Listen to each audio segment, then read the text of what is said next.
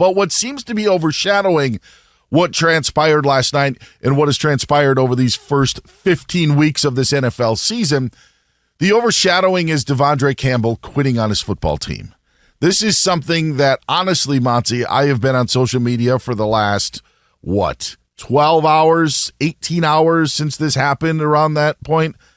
I have not seen one person say, I agree with De'Vondre Campbell. Not one. No, Not one. This is not a polarizing topic. It is one, though, that needs to be, dug into a little bit. Let's first of all hear from some of the parties at hand, including 49ers head coach Kyle Shanahan. What happened with De'Vondre Campbell? He didn't play, and he went into the locker room at some point. Yeah, said he didn't want to play today. Play today? Yep. The coaching staff? He did when I asked him why he didn't want to go in. During the game or before? No, that was in the third quarter. Has that ever happened to you where a player said they didn't want to play in a game? No. He got demoted for this game, right? I mean, he was not going to play. No, he was going to go in when Dre came out. Okay, so that's kind of the portion of this. This whole deal is last night was the return of Dre Greenlaw for the San Francisco 49ers, who hadn't played in a game since Super Bowl 58. Nobody is taking the side of De'Vondre Campbell on social media. I will not do that for effect, Monty. But does De'Vondre Campbell at least have an argument to say, I've given my body for this team throughout this season, and now all of a sudden you welcome your veteran linebacker back and you want to throw me into a game sparingly or in the third quarter? Is there any leg to stand on as I look at our leg lamp here in the Fox Sports Radio studios? Does De'Vondre Campbell have any leg to stand on because of the return of Dre Greenlaw? You have every right to be annoyed, frustrated, but no, you do not have a leg to stand on to handle it the way that you did. You have every right to be upset. Yeah, of course. I get it. Who doesn't want to play? But was it Fred Warner or Trent Williams that were like, having Greenlaw out there is like the greatest thing. Like everybody was expecting him to get back and got so excited for him to get back. And as much as it sucks for you, I cannot give you any leg to stand on because this is a privilege that an athlete has, not normal people like you and me. Like he is able to do that because he's made so much money. But in reality, like if you and I walked out on a job like that, it's like, bye, good luck. He can do that because he's made money throughout his career and he feels like he's above it. And it's like, congratulations to you, but no, you have no leg to stand on, especially I think with the way the season has been for the 49ers, which you and I have talked about, not just on the field, but off the field. It's like, how do you not want to be there for your brothers? That is what I think is one of the biggest misconceptions we have in sports, is that everybody is a brother and everybody is a teammate. And that everybody is friends, and it is not true. You have 53 players, 53 guys in a locker room. I know there's more with practice squad, but 53 guys. I don't have 53 friends in my life. Like I don't. Like we have 53 people here at Fox Sports Radio. There are some that I know better than others. There are some that I see better than more than others. Others that work different time slots, different shows. It's not that I have ill will against them or that I would quit against them. I just don't know them. I don't know them as well as others. And so the De'Vondre Campbell sort of aspect of it, maybe there is that portion of it. Maybe your linebacker group, maybe you owe it to those guys. Maybe you shouldn't be mad because Dre Greenlaw has been a part of that group for you. But I do think that for you.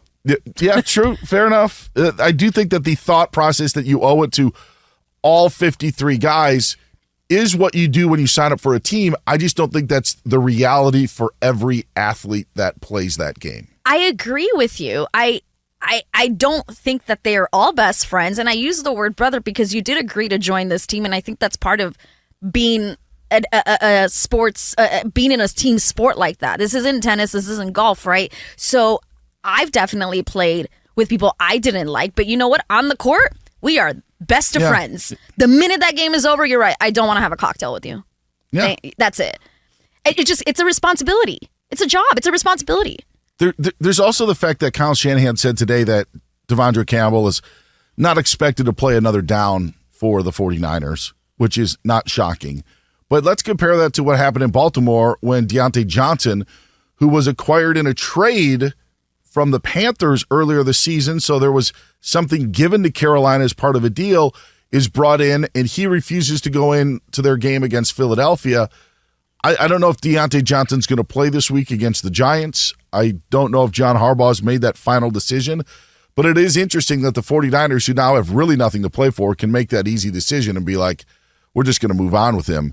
Well, the Ravens, who are in the thick of it in the playoffs and may need another weapon for Lamar Jackson, are saying, we're going to suspend you for one game, and then we'll move on from there. There's two different things at stake in two different ways that NFL teams are handling this. 100%. And you just said it. Even though the Niners have really nothing to play for anymore at this point, that adds to it. It's like, it doesn't matter. You embarrassed us in a year where we have had so many terrible things happen to us, in a year where you couldn't have planned all the injuries, on and off the field situations. You embarrassed us even more. And I think that's more of what it is. Because do you think the Ravens felt embarrassed? I don't. The way San Francisco felt embarrassed by that. Yes. And your point about Dre Greenlaw being there longer, Fred Warner being there longer, they're more invested into the brand than De'Vondre Campbell, who's been on multiple teams in his career, just comes in. I'm not trying to support De'Vondre Campbell, and I'm not even coming in here and just trying to play devil's advocate. I agree if he wanted to do this today and say, you know what, final 3 games, I'm not in it. I don't want to risk injury for my rest of my career. You guys really aren't invested in me. I'm done. Then you dock his game checks and move on. But not to go in the game in the third quarter of a game, which, by the way, I believe they were winning at the time, is a different level. Like, Deontay Johnson didn't want to go into a game that the Ravens were losing. Right. And so, like, this is opportunity where I believe the 49ers were ahead at that time. And obviously, I think the Ravens may have known that Deontay Johnson was a little bit frustrated with lack of usage at that point, which is probably why they suspended him and didn't just cut the relationship completely. Sure. Campbell was in the game at some point, refused to go back in when Greenlaw got hurt. Like, there's just so many layers to it. But you're right. Had he woken up today and just said, you guys, I don't want to play anymore, we wouldn't even be discussing this. Sure. We would still be saying that the 49ers are dead and RIP. But we would not be talking about him deciding to no longer play. It was the way he did it. Left them more embarrassed than they were already feeling when they scored 6 points? Six. Six. The issue, and you're right, 9 or 6. Who cares? It's the same thing. The 49ers didn't get the ball past the Rams' 27-yard line last night. Yeah. That is my whole issue with this, is that we are talking about De'Vondre Campbell, and maybe it's representative of what the 49ers were and what they are now. Maybe that's the way to encapsulate it. Mm-hmm. But they were not a good football team last night. They have not been a good football team all year, and I think that covers this up. But it's difficult to get away from the pride and just the quitting aspect. I thought George Kittle's comments were very telling. This is what the tight end had to say about De'Vondre Campbell leaving, and I think this is where you're going to get the emotion and why this story is kind of overshadowing what happened on the field.